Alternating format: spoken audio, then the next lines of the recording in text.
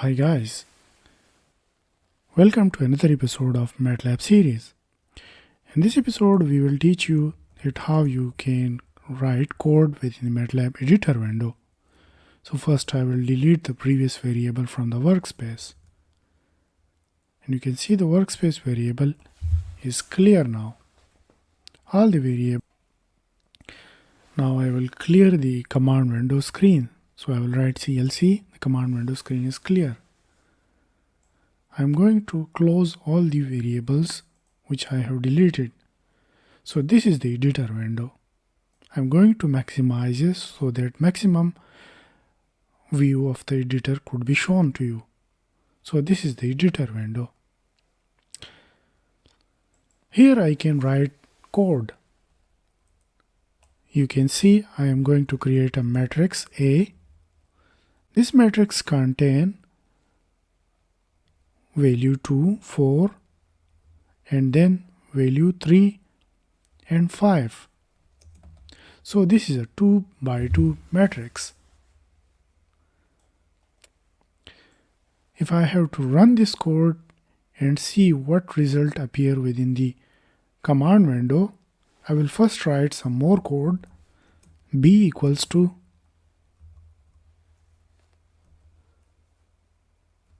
2, 6, 3, 1.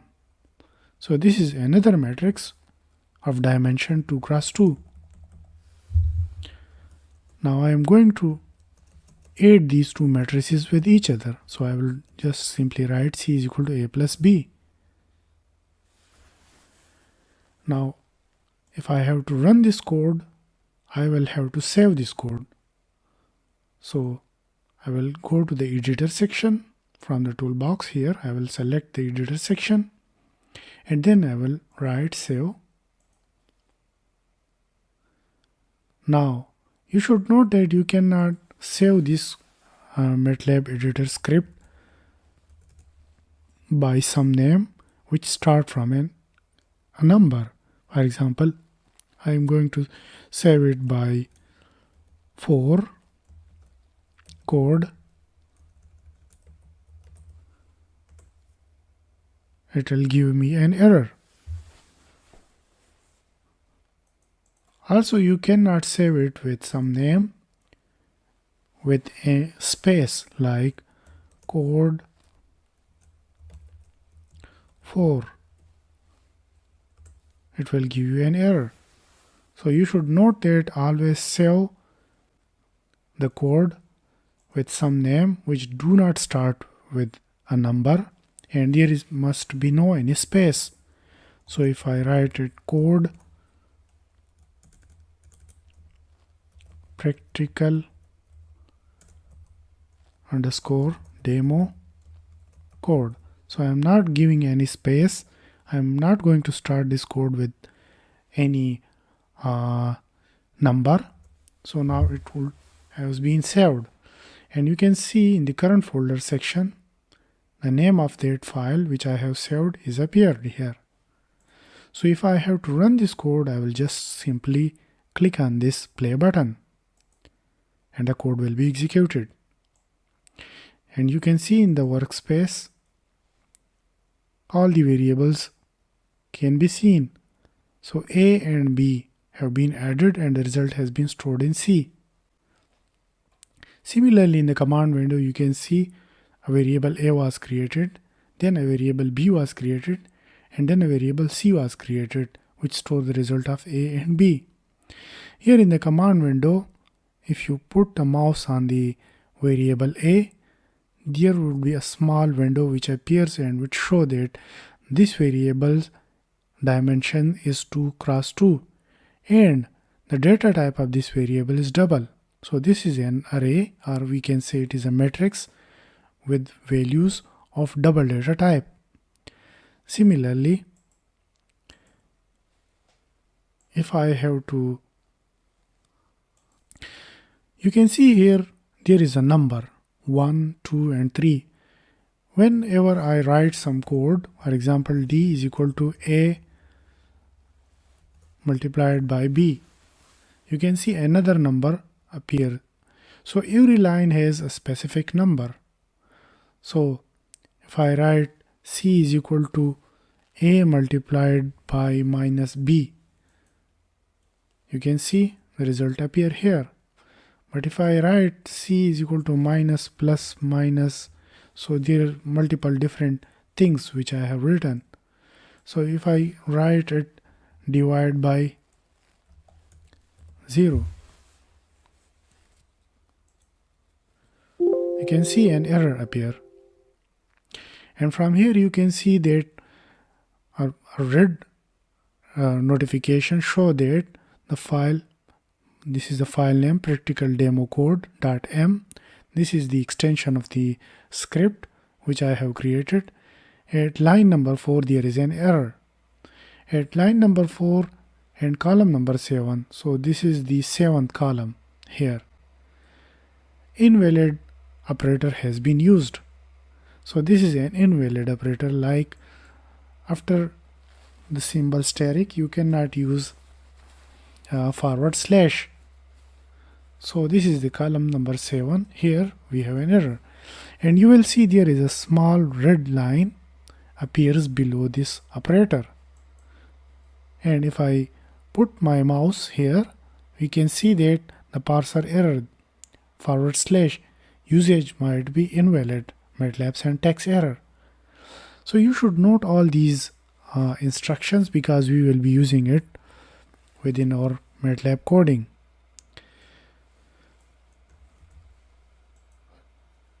Another thing which you can do within this MATLAB editor is you can put a bubble here. So when I click on any line, that line is highlighted. So when I run the code, the execution will stop at this point, at this line. So no any code will execute until I press this step. So the code will then now run step by step. If I put marker at the start of this code and I run this code, now the first line of code will execute whenever I click this step button. So when I click this step button, the first line of code has been executed. Now it will wait until I press this again. When I press this, there is a small arrow which will shift into the third line and the second line will be executed. You can see the second line of code has been executed and the result has been shown here. Now if I click it again, third line of this code has been executed. And if I click again, the fourth line has also been executed and there is no further line of code, so the direction of the arrow has changed. Another thing which we can do within this code is that we can write comments, like we can write comment at the start of the code. I will write a person sign and then I will write MATLAB script. I can also write comment here, matrix A created. I can also write comments within the code between two different lines. Matrix B created.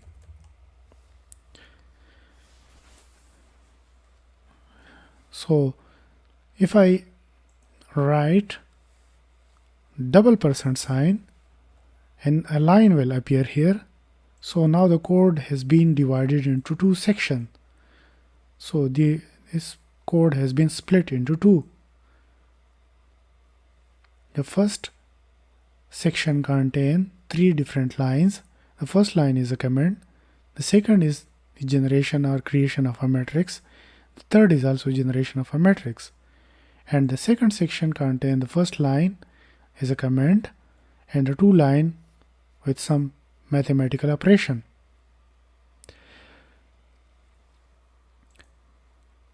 Now I am going to run this code or debug this code line by line. So when I press this A, you can see the result appear out here. If I write a semicolon at the end of each instruction or at the end of each line, then that section of the code will not be executed. For example, when I run this code, you can see when I press this step button, the first line of code will be executed, but no any result will appear in the command window. Now again, at the third line, again we have a semicolon at the end of this instruction. So when this line of code will execute, the MATLAB operation will be performed, but no any result will be displayed in the command window. Here you can see. Similarly, for the line number 5, this is a comment, so it has been skipped by the code. So no result has been appeared. For the line number 6, there is no semicolon, so when I run this line of code, the result will appear. So if I remove any semicolon from the line of code, that result will be only appear in the command window. I'm going to remove this debugging line. So now you can see all the code has been executed, but only the result of B can be seen here. I'm going to write clear all at the start of the code, so all the previous line of code could be removed.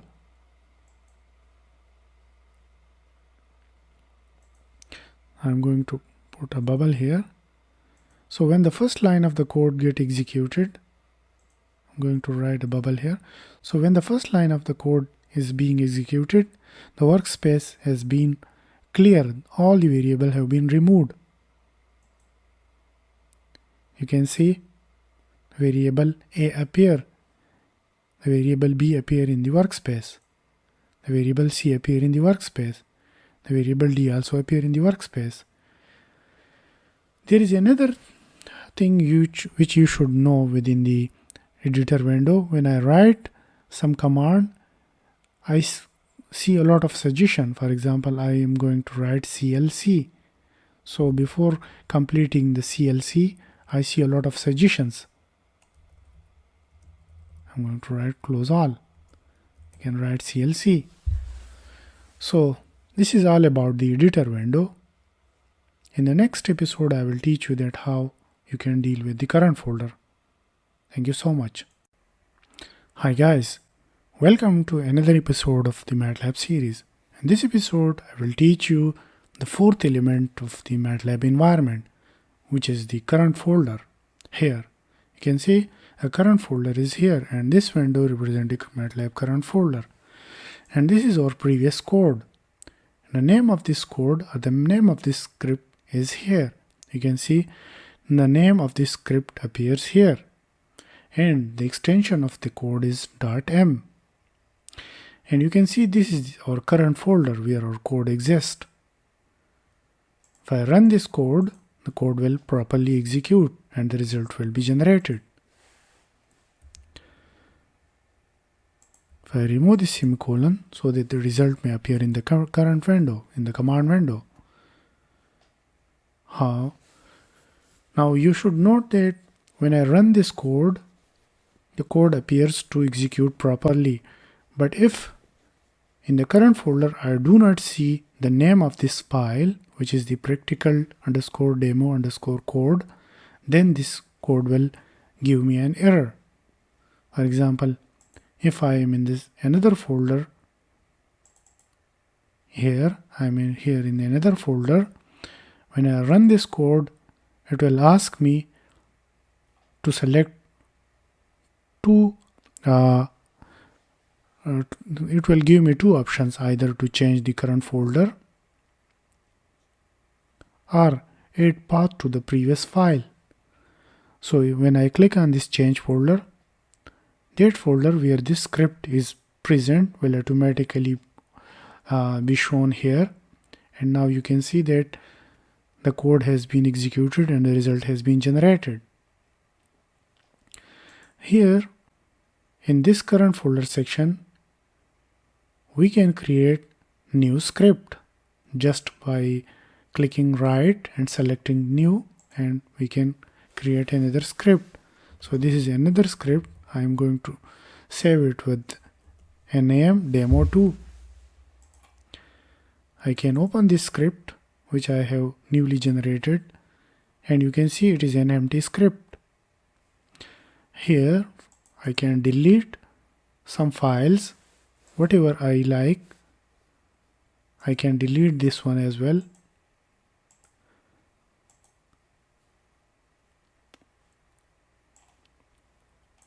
When I have any file open which is not present in the current folder, and I want to click on this run button, then MATLAB will ask me, do you want to save this file? So if I have to save this file, I will write the name of the file by which I want to save this new script, and that file will be saved in the current folder. So whenever I create any new file, I can save it at any place. I can save it into any other folder. For example, I am going to save it here. I am going to save it with name rup, and when I run this code, since this file, the name of this file is rup.m, it is not present in the current folder. So the MATLAB asks me, do you want to switch the current folder to the file where that file is present? So the path of the current folder has changed. Now I am in another folder, and in this folder or in this drive, this script file is saved. If I click on the previous script and I run it, again the MATLAB asks me, do you want to switch the current folder window? If I click on this one, the folder name will change. So this is all about the current folder, that whenever you want to call a function, whenever you want to call a file, and that file is not present within the current folder, the MATLAB will give you an error. So you should keep all the file within one folder, or you should define the path of the folder where the MATLAB script is present. So this current folder section is very important. We will be using it within our coding. So you should remember all the operation that we can perform within the current folder. Now we have completed, and we have in detail discussed the MATLAB environment. We have in detail discussed the command window. We have discussed the workspace. We have discussed the editor window, and we have also discussed the MATLAB current folder. And we know how to run this code by selecting an option from here.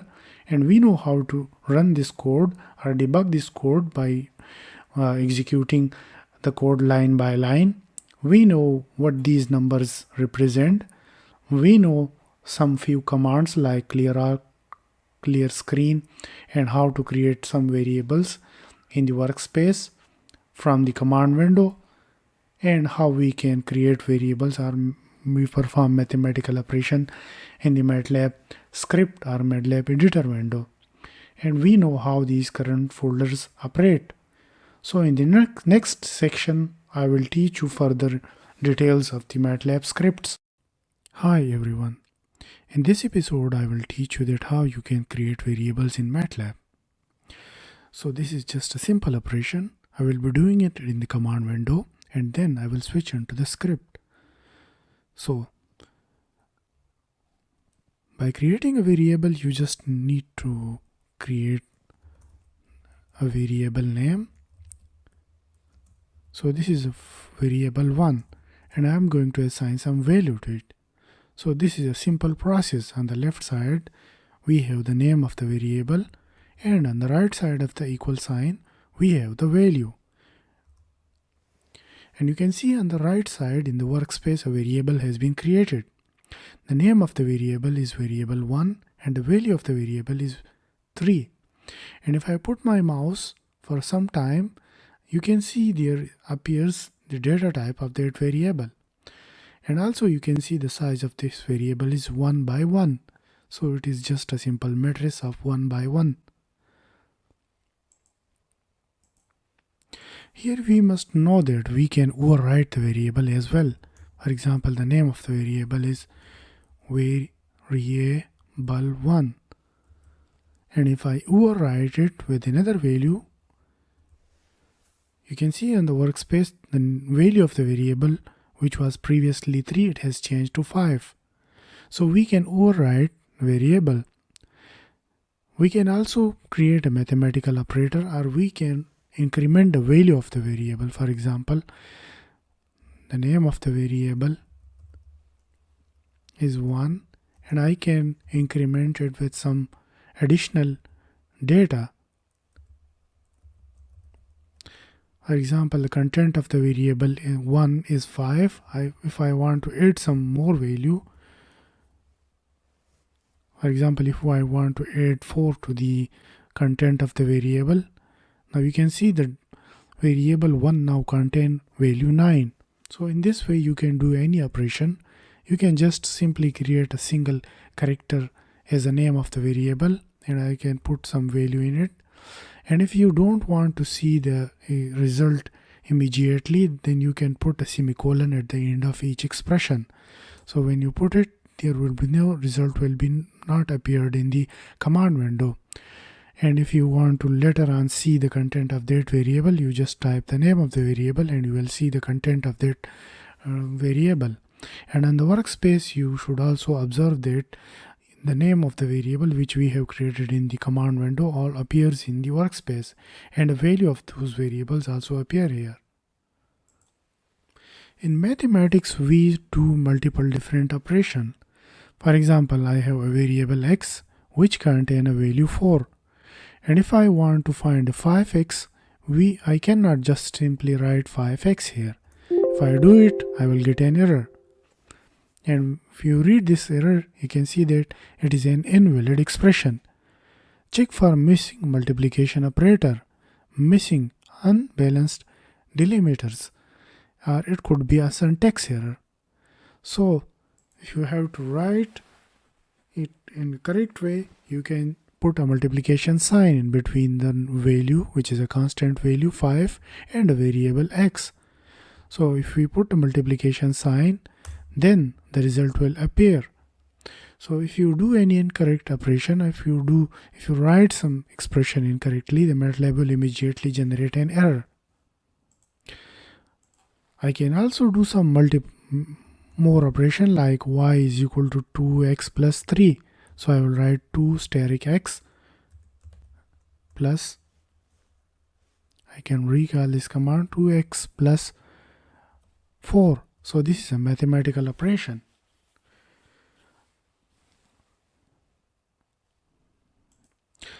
I can also do some more operation like y is equal to x square plus 3.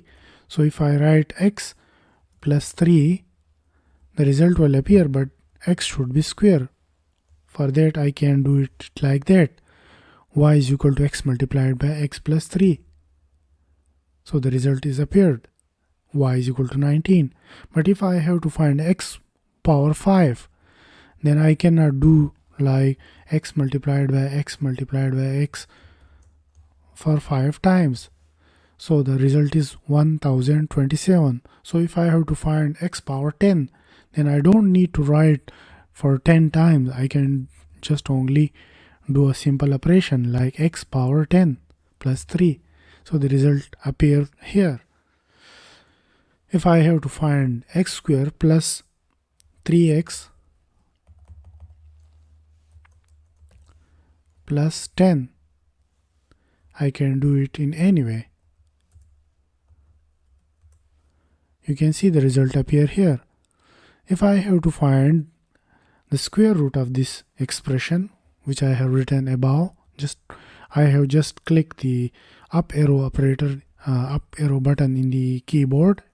So the previous command appear again. So if I have to put a square root on all of these variables on the complete expression, so I can write it x square plus 3x plus 10 whole square root, whole under root. So I will just write sqrt, which is a built-in MATLAB function, and it will find a square root of this value, which is 38. So the square root of 38, which is the result of x square plus 3x plus 10, is 6.1644. So I can do any type of mathematical operation with variables here. Like if I want to write y is equal to x plus 1 divided by x minus 1. So I will just write x plus 1 and I will close them within the parenthesis, and then I will write in the denominator x minus 1. So when I write it, the result will immediately appear. So the y is equal to 1.6667. If I want to make it more complex, and if I write x whole raised power 3 plus 1 divided by square root of x minus 1, and the result will immediately appear. So this is the procedure where you can write various mathematical expressions in MATLAB, and you can see on the right side the name of the variables appear, and you can see the data type of all these variables is double. I can just only write type y,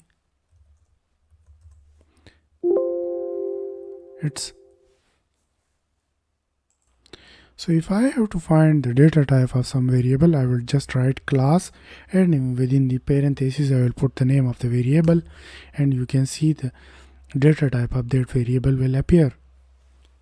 So I will discuss in detail that how you can find the data type of these variables and how you can change the data type of one variable to another data type. We will discuss it in detail in the next episode. Thank you so much. Hi everyone. In this episode, you will be learning about MATLAB data types. In MATLAB, we have different data types available which are pre-built and we can use it directly. The first one is unsigned integer, which is written as, this is the integer 8. 8 mean 8 bits and int mean integer. So it is an 8-bit signed integer. The second one is the uint8, which mean unsigned integer. The u mean unsigned. So it is an 8-bit unsigned integer. Then it is integer 16, which is 16-bit signed integer. Then when we put u, it becomes unsigned. So it is an unsigned 16-bit integer. Then we have 32-bit signed integer, then 32-bit unsigned integer, 64-bit, and then we have the single data types, which is a single precision floating point number. Then we have double precision floating point number. Then we have logical, it can be true or false. Then we have characters. Character could be like a string.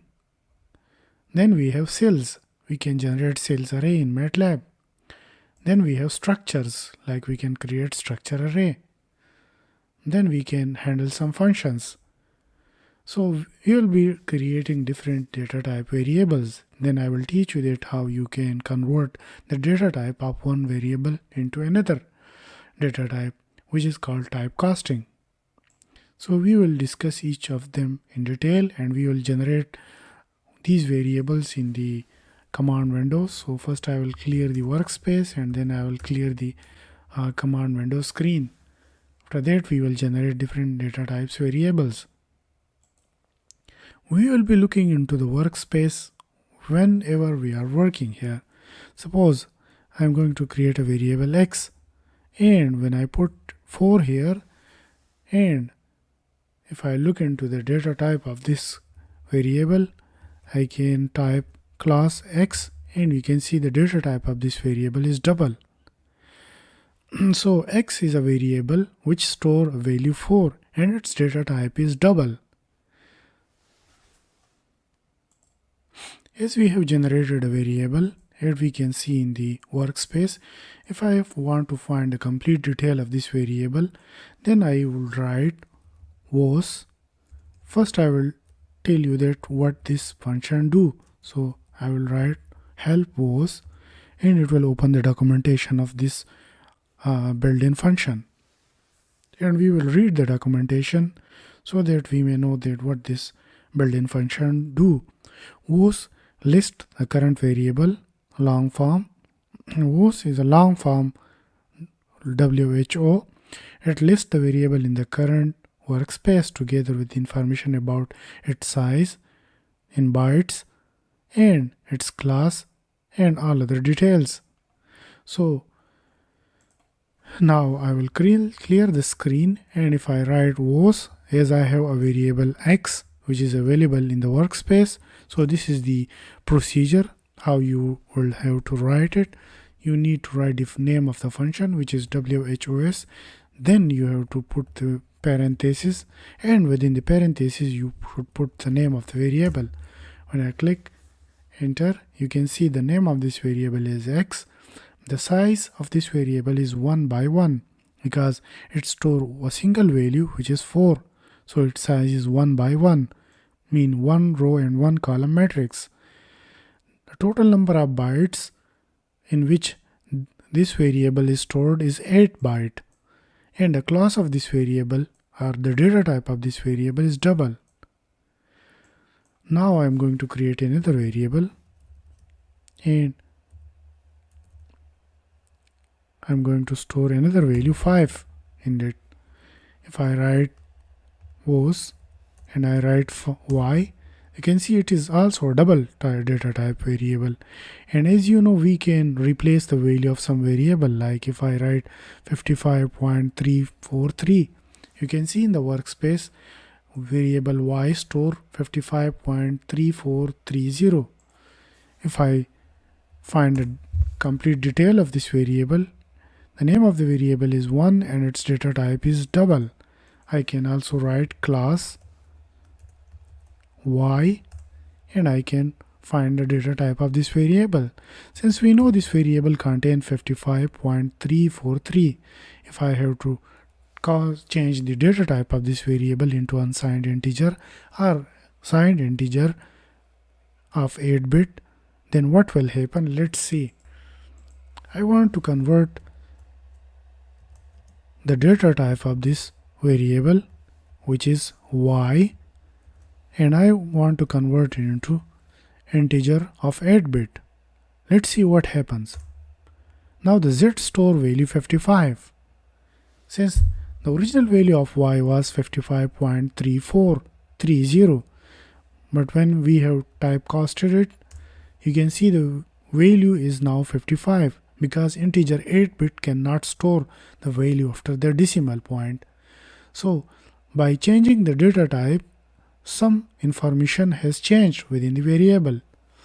For example, if I want to generate another variable c and I write int 32 and I write 56, you can see a variable c has been created and you can see the information that it stores a value 56.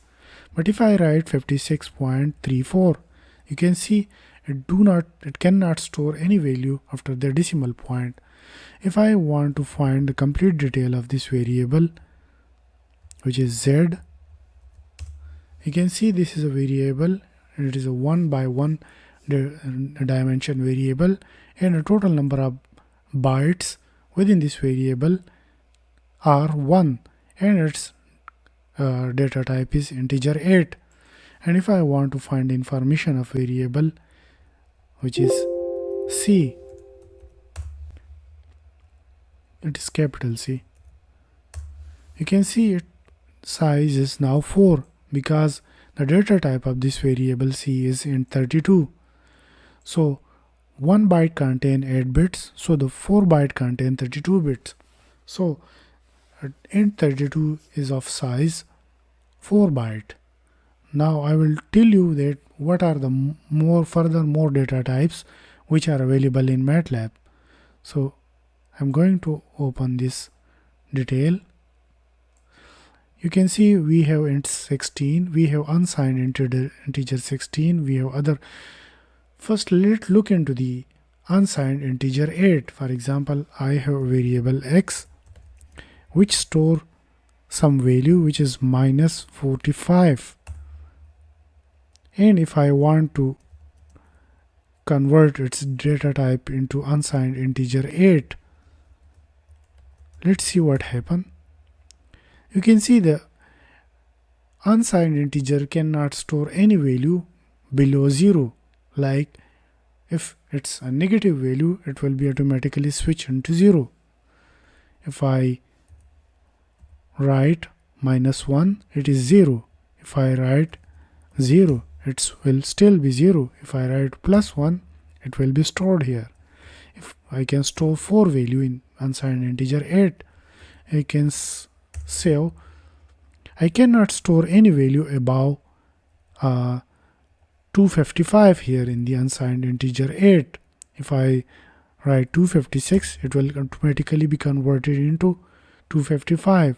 So unsigned integer 8 can only store values within range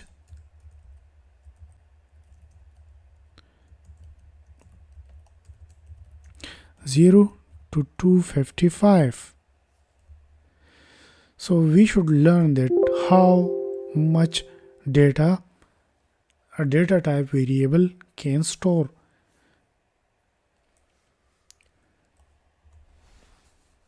Now we have some more data types. We have unsigned integer 64 bits and we have signed integer 64 bits. For example, I have a variable s and I want to store some value within that variable and I want to typecast it into 64-bit signed integer. Then I can store any value because it is of 64 data type, 64 bits, so it can store a bigger value now. It can store data up to 8 byte. So 8 byte can store very large value. If I want to store some, if I want to convert it into unsigned integer, you can see the negative value will automatically be switched into 0. I have some more data types which are character. I can store characters within MATLAB. For example, I create a name variable and it store a character A. And you can see in the workspace a variable name has been created and it store a single character A. Let's see how it can store further, like it can store a string of variable as well. If I want to see the detail of this variable, which is name, I will type os and I can see that it stores 3 characters, so its dimension is 1 row and 3 columns. So this is a 1 row and 3 columns, and I can see that the total number of bytes are 6 and classes of character. I can reduce the size, and now let's see what happens here. You can see the total number of bytes have switched into 2 because now it stores only a single character. If I increase the number of characters,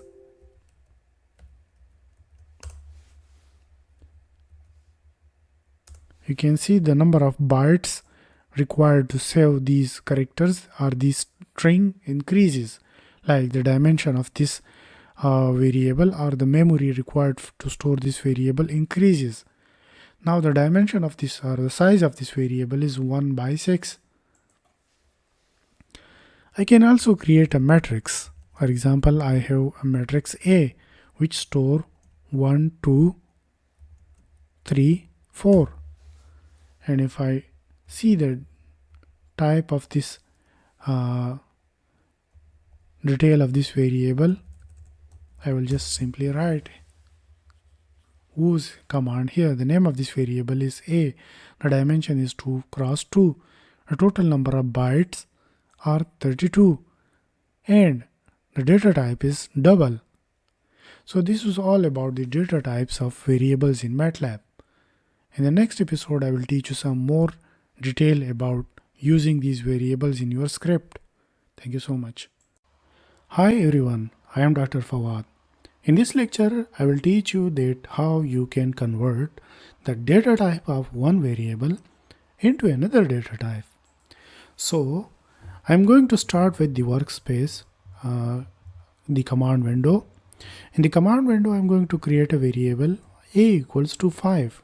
So this is a variable, and you will see in the workspace on the right side that a variable a has been created and its value is 5. And if I put a mouse on this, you can see a yellow clipboard appear which show that its dimension is 1 by 1 and its data type is double.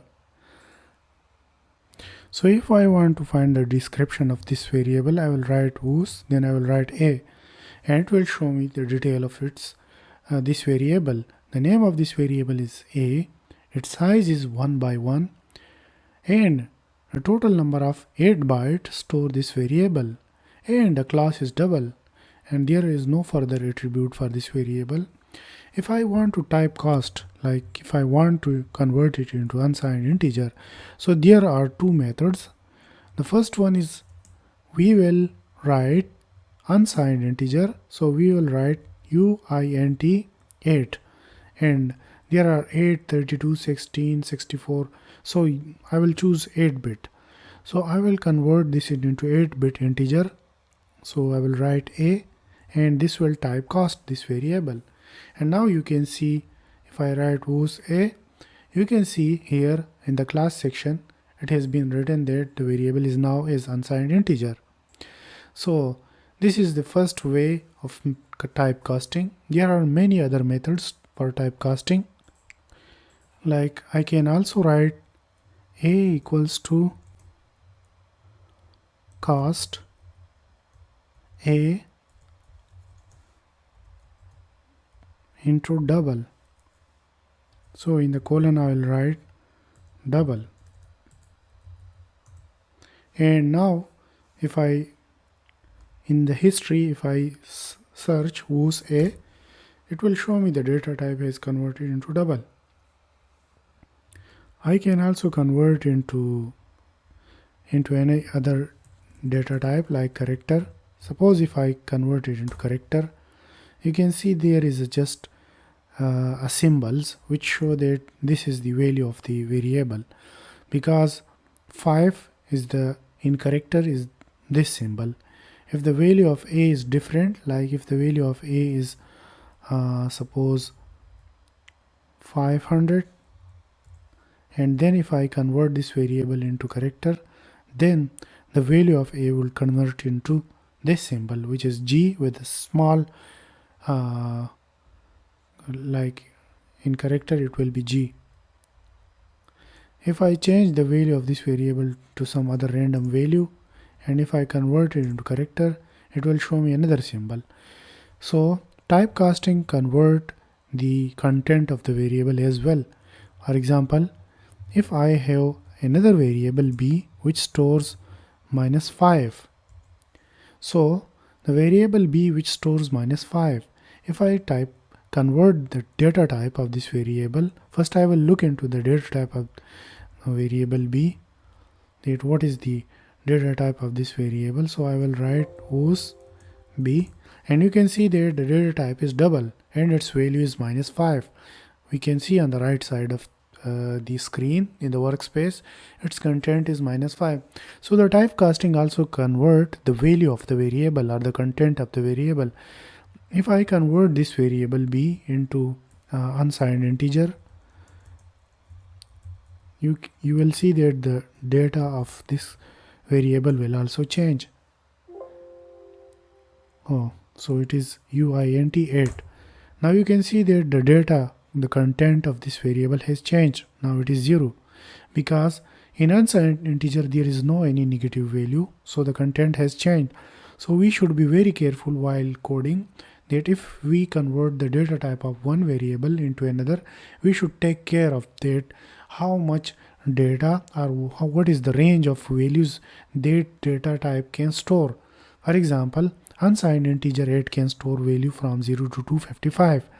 If I have to take the mean of two values, for example, a is equal to 150 and B is equal to 200. So if I want to find the mean of or the average of 100 and 200, 150 and 200, what I will do it, I will add these two values and I will divide it by 2. I will divide it by 2.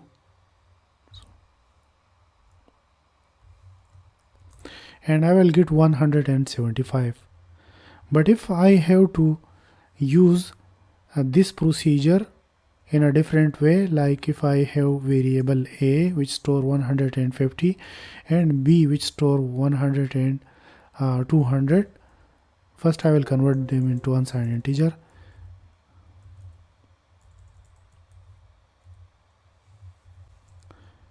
First I am going to convert it into unsigned integer, then I will take the mean of these two values. Like A stores 150 and the variable A is unsigned integer, B stores 200 and the variable B is unsigned integer. If I have to take the average of A and B, and if I want to store the results in C, variable C, then if I do the procedure like this, A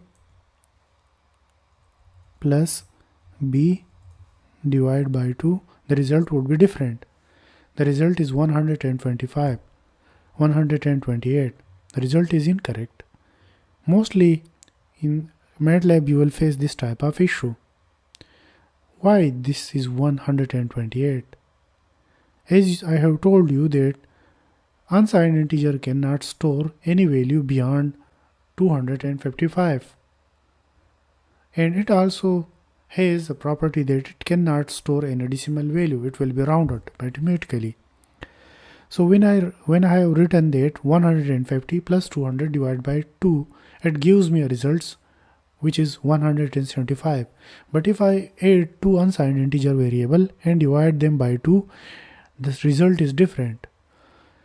A stores 150, B stores 200. So 150 plus 200 makes a value which is 350. Since unsigned integer cannot store any value beyond 255, so the result would be 255. For adding A and B, the result would be 255.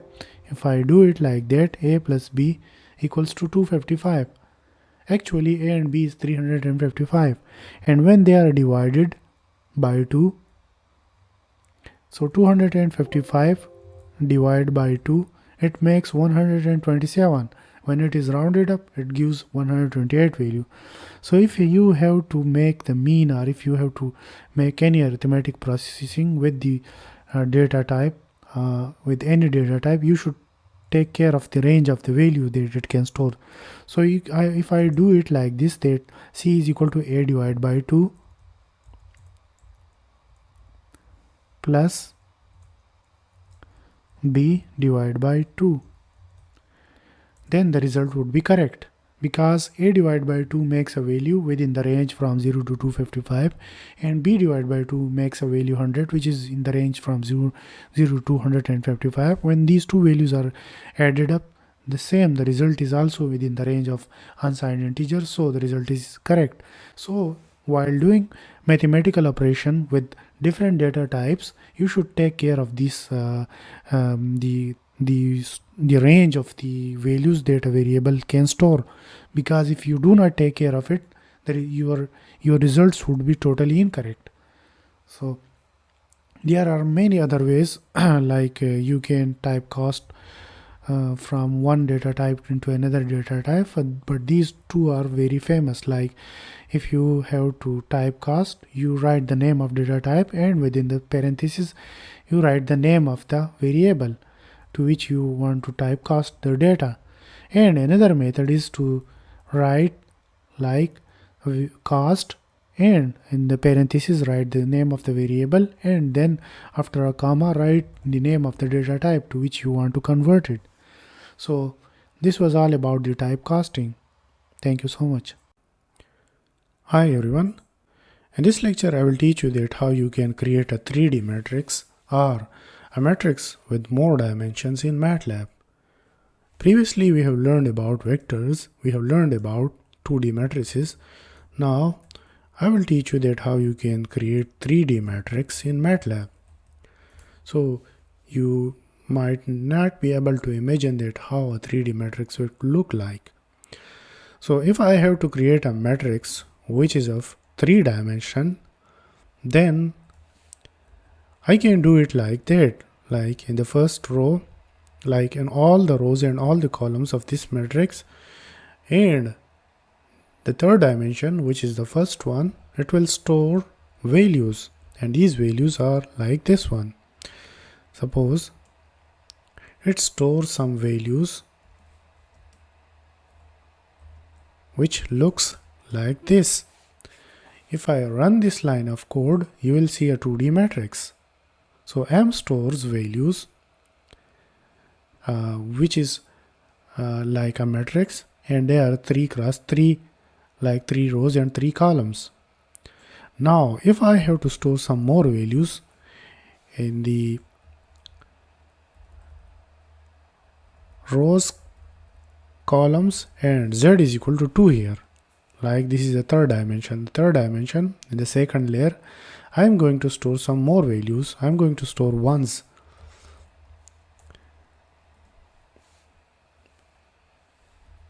I can write it like that. Now you would see that I have a matrix which is a 3-dimensional matrix, and this is the first layer of this matrix. This is the second layer of this matrix, because the third dimensions has some values as well. Like if I open it, you can see that this is the values of the variable at the first layer, these are the values at the second layer, and if I have to store some more values in the third layer, I can store it like this. I will just write not in the rows, all the columns, and in the third index, is the third dimension is 3. So I will store zeros in here. So now it's a 3D matrix. It's like a cube. You can see in the workspace its dimension is 3 cross 3 cross 3. So in this way you can create a matrix with more dimensions. Like you can create 4D matrix as well. You just need to create, if I want to create a 4D matrix, I will replicate this matrix. Like for example, in the first row, first column, and on the z-axis, which is the third dimension, I will also put a colon. In the first I will put the matrix M, and I am going to replicate this matrix. So now if I run this code, you will see that we have a dimension of this matrix which is a 4D matrix. You can see here on the workspace we have a 4D matrix. Similarly, we can create a 5D matrix and a 6D matrix, whatever you like. So in MATLAB you can create matrix with more dimension as well. If I have to create 4D matrix, I will use this technique. So the operation on the matrices like addition, subtraction, multiplication, transpose, I will teach you in the next lecture. In this lecture I was just telling you, wanted to teach you that how you can create a matrix with more than 2 dimensions. Thank you so much. Hi everyone. In this lecture I will teach you that how you can create matrix in MATLAB. So I will create some matrix in MATLAB. So first I am going to create a 2D matrix, 2-dimensional matrix.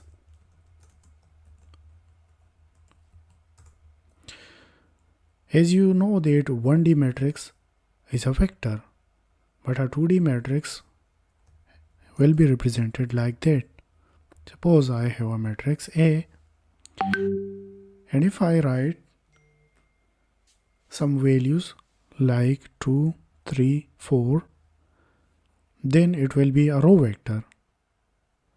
But I want to create a matrix which is of 2D with size 3 by 3, mean 3 rows and 3 columns. So after the first row is complete, I will put a semicolon. Then I will put some more values. When the second row is complete, I will put again a semicolon. Then I am going to put some more values. Now, if I run this code, I will get a matrix in the command window. You can see here we have a matrix. And in the workspace, I get the same things. Like I have a 3 cross 3 double data type matrix. And these are its values. If I double click on it, you can see we have an Excel sheet. In this Excel sheet, you can see this is our first row. This is the second row and this is the third row. This is the first column, this is second column, and this is our third column.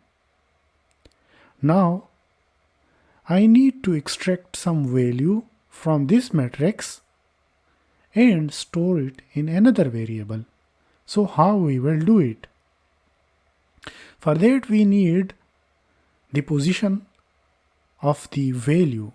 Suppose I need to extract a value which is present at the second row and it is present at the third column. The value is 7. So what I will do is I will create a variable b and I will write a. From a I want to extract a value which is present at the second row and it is present at the third column.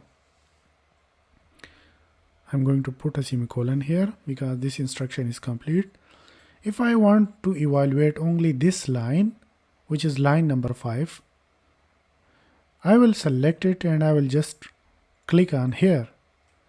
So this line of code has been executed. And if I see here in variable b, the value 7 is stored. If I change this value to 1 and if I run this code, I see I have got a value which is 5.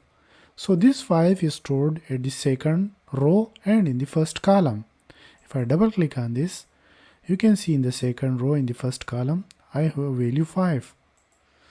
So if I want to manipulate some value within this matrix, what I will do is I will write a and I am going to change any value which is present at the second row and the third column of this matrix.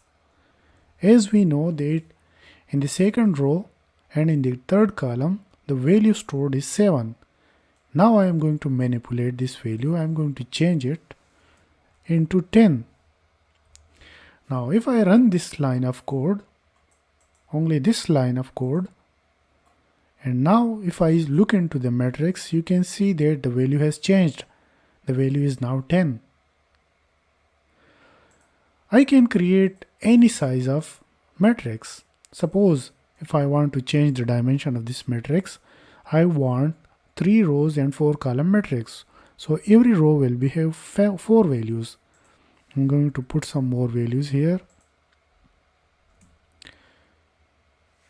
If you look into this, the first row has 4 values, the second row has 4 values, while the third row has 3 values, which is an incorrect dimension. It means that it is an invalid matrix. So when this matrix is invalid, I see an error here. That error has been found. If I run this code, I will get an error. And this error says that the dimension of the array, which is this one, concatenated is not consistent. This concatenation is not consistent. The first row has 5 value, the first row has 4 value, the second row has 4 value, but the third has 3 value. So this concatenation is not consistent. Now the error has gone. If I run this code, I have this line of code. I will remove it. Now if I run this code And if I type A here now, you can see I get a 4-column matrix which has 3 rows and 4 columns. If I double click on it, you can see it here. Now if I want to change the complete second row within this matrix, what I will do is I will write A. I'm going to change the complete second row of this matrix. So I will write second row and all the values of the second row. So all the values of the second row will be changed. I want to put zeros in the second row. Now if I run this line of code and I see the matrix A, I can see the second row has changed to 0. Now after doing this, if I want to change the third column of this matrix, then I will write all the values, all the rows of the third column. I'm going to change it with zeros. Since the matrix was of 3 rows matrix, so I will put 3 zeros with semicolon in it, and these values will be modified. It will be changed. You can see that the third column has changed with zeros. I can put any value. If I put 4 here, and if I look into the matrix now, you can see 040 has been stored here. So in this way we can manipulate any single value. Like if I want to change the first row and second column value, I can put any value here, and when I run this code, you can see that I'm going to remove these semicolons so that each and every line of code could be shown up here. I'm going to put a bubble here so that each and every line of code should be executed and step by step. Now if you look into this, we have the first line of code will be executed and the result is here. Now in the line number 5, the second row will be changed to zeros. You can see that the second row has changed to zeros. In the line number 6 code, the column number 3 will be changed to 040. You can see it has changed. In the line number 7, the first row and second column value, this is the first row and second column value, this one which is 3, it will be changed to 5. So you can see that the value has changed to 5. I have put a semicolon, so the value was not visible. I am going to show it. So thank you so much. In the next lecture, I will show you some more processing in the arrays and vectors. Thank you so much.